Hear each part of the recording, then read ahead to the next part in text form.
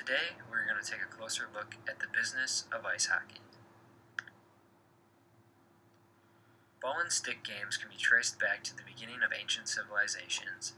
In the 400s BCE, there was evidence in Greece, Egypt, and China of ball and stick games. Also, 1600 paintings show the Dutch playing golf on ice. However, hockey as we know it did not arrive until James Creighton from Halifax, Nova Scotia, moved to Montreal, bringing ice hockey with him.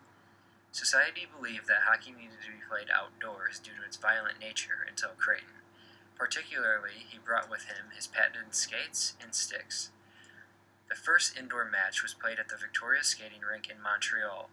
This match was played under the Halifax rules. Some of these include: the puck may not leave the ice, there was a side change after each score, and the goalie could not fall down to his knees to make saves. As the game evolved, however, so did the rules. The first national hockey organization, the Amateur Hockey Association of Canada, was established in 1886. The Stanley Cup, which was the first major cup created to award regional competition, is still awarded to the National Hockey League today. After growing tremendously across the country, hockey's first appearance in the Olympics was in 1920, immediately becoming one of the most popular sports in the Winter Olympics. To put in perspective how far hockey has come, in 1967 the league doubled its size, adding just 6 teams, creating 12 total. This was the first and largest relative expansion in the NHL. During this time period, the league also split into 2 divisions, the East and the West. The National Hockey League was founded in 1917 in Montreal and didn't expand into the U.S. until 1924. As hockey continued to increase in popularity in the 80s, there was a rise to stardom for professional players. Wayne Gretzky was one of the most decorated players of his time, and today we see superstars such as Sidney Crosby and Alexander Ovechkin. The rise of stars attracted fans and media attention to the sport of ice hockey. With this added attention and popularity, the sport was able to market this and commercialize their business further. In 1952, more people began to own televisions. The Chicago Blackhawks capitalized on this when they began broadcasting Saturday matinee games. However, they were afraid to compete with the Saturday night television programs, fearing the sport was not as popular. In 1952, Hockey Night in Canada, Connie Smith sold the rights to Imperial Oil for $100 per game. After seeing the success, he sold the next 3 years' worth of games for $450,000 the next year. Since 2012, the NHL has increased revenues to over $3 billion. NHL games are broadcasted in more than 160 countries and covered on NHL.com in 8 different languages. There were 22 million attendees at arenas during the 2011-2012 season. To put this in comparison, 401 million viewers viewed the games on. And here we have the commercialization of ice hockey. They have many means of commercialization, from sponsorships to memorabilia. With the sponsorships, they have brands such as Coors Light, Reebok, Ticketmaster, Visa, and Gatorade sponsoring them. These aren't all of the brands, but these are just a few. Then we can move on to brand loyalty. So with brand loyalty, the NFL will use things such as jerseys, hockey equipment, pucks, everything, all similar or exactly the same as what the players use and what's used in the game. So the public can buy these to show their loyalty to the game and the company itself. Another means of advertising would be magazines. So they would have magazines devoted to hockey. And it's not just magazines for advertising, they have things such as billboards, brochures, leaflets, in all different places, such as shopping malls, shopping centres, supermarkets, stuff like this, just to let people know. Also, with ticket sales, this is another form of commercialisation, because this brings in more publicity for the NHL itself,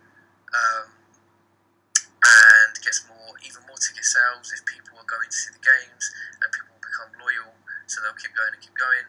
And they'll have things such as season passes, for example, so people can keep going to the games for a discounted price.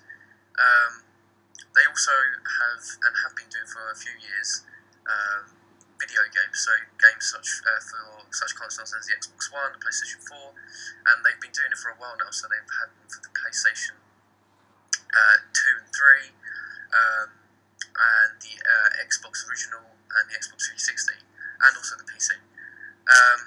And finally, we have memorabilia. So this would be things such as a ticket itself would be memorabilia, down to the tiny things, a whistle with the brand logo on it. Anything like this can be memorabilia, and this just brings in more publicity for the NHL itself. And moving on to the governance structure of ice hockey, the International Ice Hockey Federation is the worldwide governing body that creates and enforces the rules of the game. The last rule book was published in September of 2014 and is in effect until 2018. The almost 150-page book is extremely detailed and thorough in explaining the rules and regulations of ice hockey. The European Ice Hockey Club in Switzerland was established in 2013 and is the governing body that holds the rights to the champion hockey leagues. The shareholder structure can be seen on the right. 63% is held by the 26 founding clubs, 25% by the 6 founding leagues, and 12% by the IIHF. Finally, the European Hockey Federation is the umbrella organization that controls the Euro Hockey League. Their main focus is to be the decision maker for all European national federations. While the International Ice Hockey Federation maintains the worldwide authority, it has little control over North America. The NHL has their own board of governors, where each team is a member of the committee. Each team then appoints a governor, typically the owner of the club, to represent them at meetings. They seek to establish policies, monitor possible rule changes, and uphold its official constitution. They also deal with the hiring and firing of the commissioner of the National Hockey League. The current commissioner is Gary Bettman, who has held the position since 1993. The Board of Governors meets twice a year with the exact dates to be confirmed by Mr. Bettman. Under the commissioner, he also has a board of advisors to oversee operations, player safety, marketing, and other functions. Finally, some current issues dealing with the sport of ice hockey. Falling oil prices, being a major export commodity for Canada, has led to a fall in exchange rate. The loonie, or Canadian currency, has fallen from $0.85 from its original $0.98. This resulting in a 14% decrease in Canadian teams' revenues in US dollars. Out of the 30 teams in the NHL, only 7 of them are Canadian. However, those 7 teams combine for over 55% of the total profits of the league. If the exchange rate continues to fall, that could be detrimental to the NHL's profits. Another current issue is player safety. Throughout history, violence has plagued professional hockey. In 1905 and 1907, there were 2 separate instances of players being put on trials for hits that they delivered that ended up killing the other player. Both were found innocent, but the press and public called for more rules enacted to stop the violence. Canadian goaltender Jacques Plante was hit in the face by a puck, sidelining him for 5 weeks in 1955 and again in 1956. In 1957, Bill Birchmore designed a fiberglass face mask custom to fit his face. Toe Blake, his coach at the time, refused to allow Plante to wear the mask, worried it would distract him. In 1959, the face mask made its debut in the NHL after Plante was hit yet again in the face and refused to play unless he could wear the mask. After his success of wearing the mask, it became a permanent equipment across the league. Today, it is required that all players wear protective helmets and face masks. Players have to go through special concussion tests with team doctors after suffering big hits. With concern over permanent brain damage, the NHL is taking major strides to ensure players are being taken care of.